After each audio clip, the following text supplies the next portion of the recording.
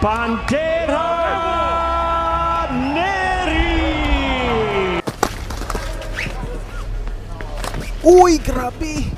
Ang lakas ni Casimero dito, mga brother. Neri dun, ha? Yung mga ganyang palitan kasi tumumba si Inoue. Pero iba si Casimero, eh. Ayan, oh. Tingnan natin kung may finishing move pa si Casimero dito.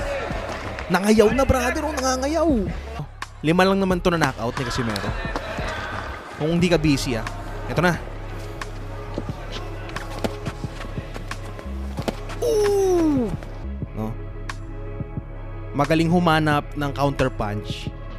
Kumbaga may counter punching ability to si Luis Pantera Neri. Pero kung ikukumpara ko kay Casimero, si Casimero kasi kayang sumalo ng suntok. Kasi si Luis Neri, brother, may pagka bad boy din eh. Yung pagka bad boy niya, brother, kakaiba, no? Biglaan na lang. Pagka natamaan ka niya, magiging bad boy siya. Pero pag hindi kanya natamaan, mukha siyang kawawa, no? Kumbaga, sa madaling sabi, mapagpanggap si Luis Pantera Neri. Yun ang nakakatakot sa kanya. Manipulative. Mahirap i-underestimate. So tingin mo, sino ang panalo? Casimero o Neri? Comment ka dyan.